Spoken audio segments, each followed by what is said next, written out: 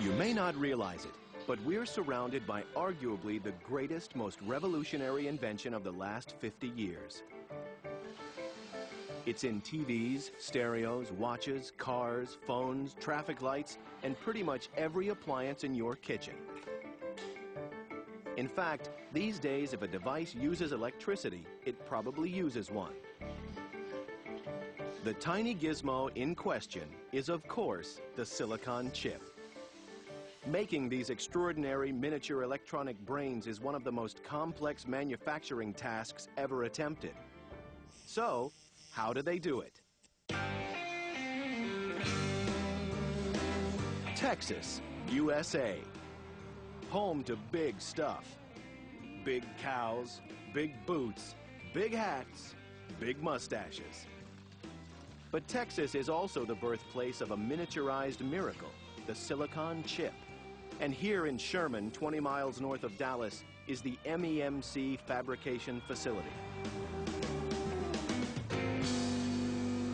In this strange, futuristic-looking plant, they produce silicon wafers, which are the basis for all modern microchips. Silicon has special properties because it's what's called a semiconductor. That means that depending on how it's treated, silicon can either conduct or block the flow of electricity. It's this property that makes it ideal for supporting the millions of tiny transistors necessary for a modern computer chip. But because these transistors are so incredibly small, the silicon base on which they rest needs to be absolutely flawless. It took decades to perfect the process of producing silicon with a perfect monocrystalline structure. They begin with raw polysilicon, or poly, and heat it to over 2,500 degrees Fahrenheit inside a special sealed furnace, which has been purged with argon gas to eliminate any air. The resulting lake of molten silicon is then spun in a crucible, and a silicon seed crystal, roughly the size and shape of a pencil, is lowered into it while spinning in the opposite direction. As the molten polysilicon is allowed to cool, the seed crystal is slowly withdrawn at around 1.5 millimeters a minute.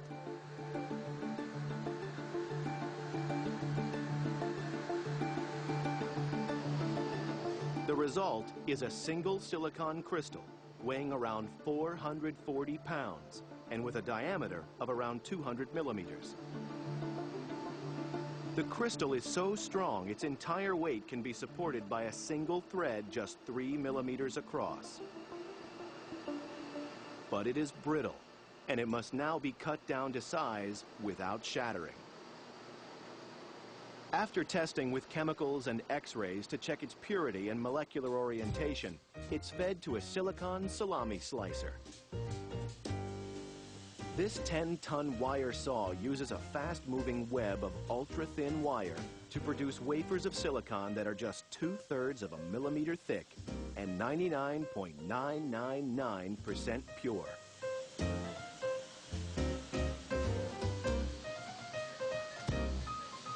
Once cut, there are microscopic marks left on the wafer surface, so it's time for a buffing using a process called lapping. After a twirl in this high-powered polisher, they are still not smooth enough. So they're given yet another buff using a chemical process. The result is wafers of silicon with a surface roughness of less than 1/1,000,000th of a millimeter. Buffed to a sheen, they're finally ready for etching with the circuit design. Coming up, how do they eliminate the biggest enemy of manufacturing in a microscopic environment, the common dust particle? Find out next on How Do They Do It?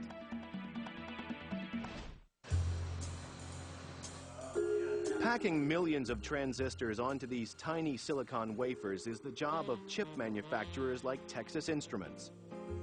Back in 1958, the inventor of the integrated circuit, Jack Kilby, managed to squeeze a single transistor onto his design. These days, the latest generation uses almost 1 billion, And according to Moore's law, that number doubles every 2 years. Of course, the more they try and pack into the design, the smaller each transistor needs to get. There are over 250 million transistors in this design. Someone has to shrink them down to this. Working at this microscopic scale exposes the chip makers to a major problem. When a transistor is only 1/10,000th of a millimeter across, the smallest particle of dust is enough to cause an electronic train wreck. So before staff members like Dane Bailey set to work in the fab, it's on with the bunny suit. For our general product that we make here, a DSP, typically takes on the order of about 1,500 individual processing steps from start to finish. With an area of just under 194,000 square feet, the fab is a Class 1 clean room. Thanks to 12,000 tons of air conditioning equipment, the air is 1,000 times cleaner than a hospital operating room. There's actually less than 100 particles per cubic foot of air. As few as one particle landing on a critical area can kill a chip. To give you an idea how clean this room is, walking alone produces 5 million particles every minute.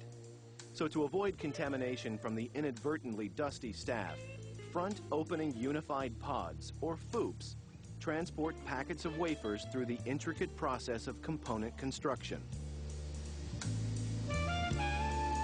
The key problem is miniaturizing the complex designs and imprinting them onto the wafers. It's done through a process known as photolithography. First, the wafer is coated with photosensitive chemicals which harden when exposed to UV light. In sealed darkrooms, light is shown through an image of the design, then through a miniaturizing lens and onto the coated wafer. When the chemical is washed off, the design remains, just like a developed photographic image.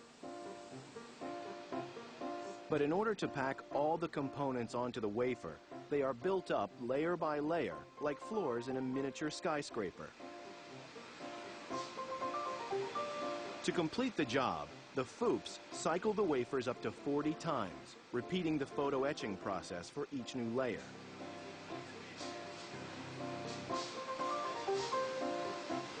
Some layers are cooked, some blasted with ionized plasma, some bathed in metals. Each different type of treatment changes the properties for that layer and slowly forms part of the jigsaw making up the chip's design. The finished sheets of silicon wafer carry up to 1,000 individual microchips and billions of circuit elements. All that remains is to slice and dice, and the journey from sand to circuit board is complete. What was once a worthless pile of sand can now change hands for more than nearly $700 an ounce and calculate pi to 1,000 decimal places in the blink of an eye. Metaphysical poet William Blake reckoned he could see the world in a grain of sand. But if he were to look again today, he would surely be more amazed to discover a billion tiny transistors.